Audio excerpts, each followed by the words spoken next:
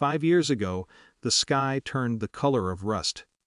People still talk about the wildfires like they were a single event, but the memory doesn't feel that simple. It was weeks of ash drifting down like gray snow.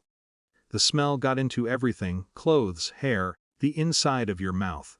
Even now, sometimes when I open an old box, I catch that faint burnt smell, and it feels like the past is leaking out. The night my house burned down, my daughter slept through most of it. She was 4. Her hair smelled like shampoo and smoke when I carried her to the car. I remember buckling her into the seat, while the sky glowed orange behind the hills. Fire trucks were already screaming down the road. But by then it didn't matter. By morning, there was nothing left except the concrete slab and the black outline of where the kitchen had been. People imagine moments like that come with some big emotional collapse. They don't. Mostly there's just logistics. Where will we sleep tonight? What survived? Who can help? I owned exactly one suitcase after the fire. It was smoke, stained and half melted on one side, but the zipper still worked. I packed what the insurance adjuster managed to salvage from the debris: documents, a few clothes, my daughter's stuffed rabbit. Then I drove to my parents' house. Their porch light was on when I pulled into the driveway. I remember that clearly because it made the house look normal. Safe. The way homes are supposed to look when you've run out of options. My daughter held my hand while we walked up the steps. She was still half asleep, leaning against my leg, dragging the stuffed rabbit across the porch boards. I knocked. My mother opened the door just enough to see us. She looked tired. Not angry, not surprised either, which I noticed later. Her eyes moved past me to the suitcase. Then to my daughter. "Mom," I said. "The fire, I heard about it," she said quietly. There was a pause long enough for the air to change. Behind her, the house looked exactly the same as it always had. The same hallway lamp. The same framed photos on the wall. My daughter shifted her weight and the rabbit squeaked against the wood. My mother sighed.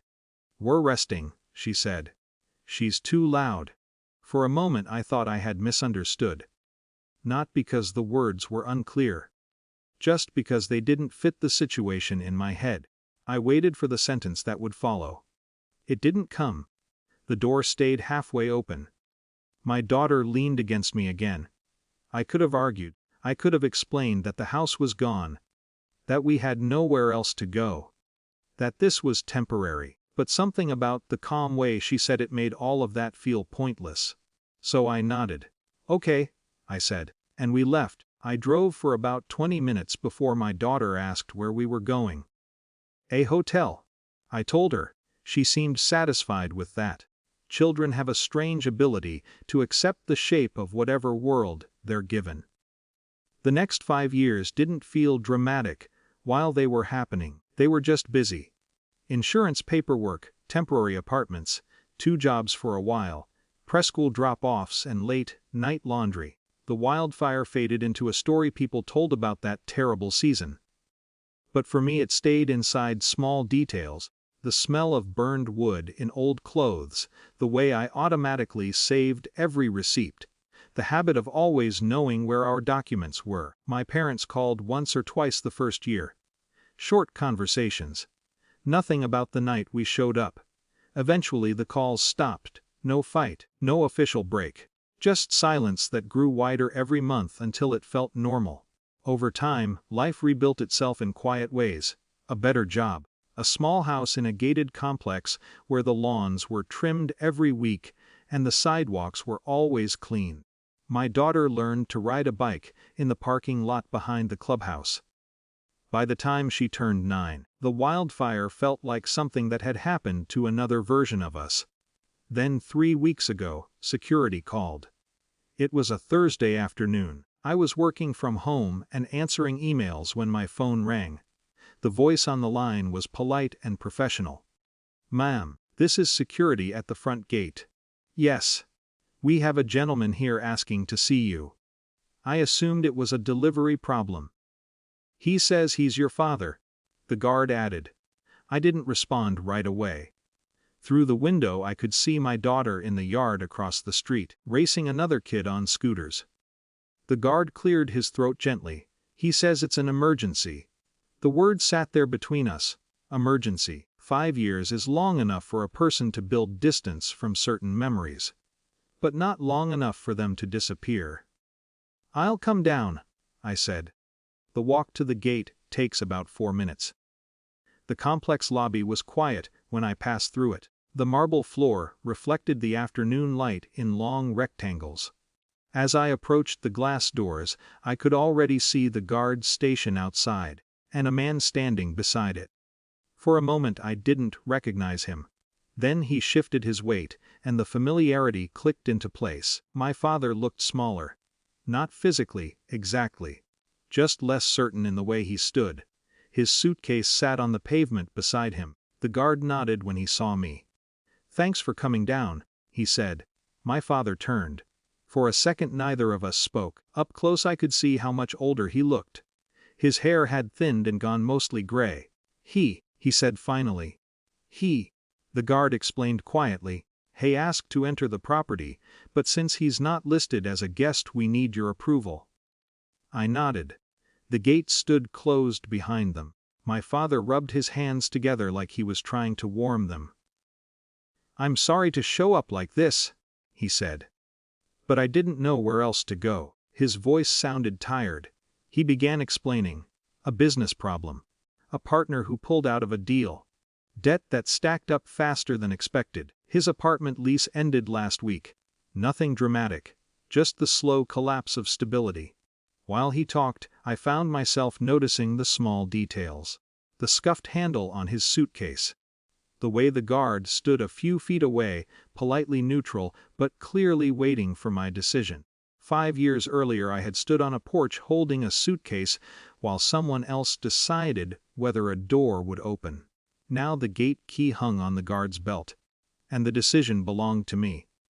My father eventually stopped talking. He looked past me toward the buildings inside the complex. "Could we go inside and talk?" he asked. The guard glanced at me. I didn't answer immediately. Instead I asked, "How long do you need somewhere to stay?" The question seemed to catch him off guard. "I don't know," he said. "A few weeks maybe, until I figure things out." His tone carried the quiet expectation that family would naturally fill the gap. I studied his face for a moment. 5 years ago I would have begged for help without asking questions. Now the conversation felt different. More practical. Less urgent. "I can help you find a hotel nearby," I said. "I'll pay for the first few nights." He blinked. "I meant staying with you," he said. "I know." The guard shifted slightly, but said nothing. My father looked down at the pavement. "This is temporary," he said. "I understand." Another pause. The air felt strangely calm, not tense, just clear. "I showed up at your house once," I said quietly. He frowned, trying to place the memory. "After the fires." Something changed in his expression. Not shock, recognition. "That was a difficult time," he said slowly. Yes. Neither of us raised our voices. The guard continued standing beside the gate, hands folded. "My daughter was 4, I said. He didn't respond. "We had a suitcase," I added. For a moment it looked like he might argue. Then the words faded before they reached his mouth. He nodded slightly. I turned to the guard. "Could you call the hotel down the road?" I asked. "The one near the grocery store." "Of course." My father watched quietly while the guard stepped aside to make the call. "I didn't realize," he said eventually. "I know." The truth was, I believed him.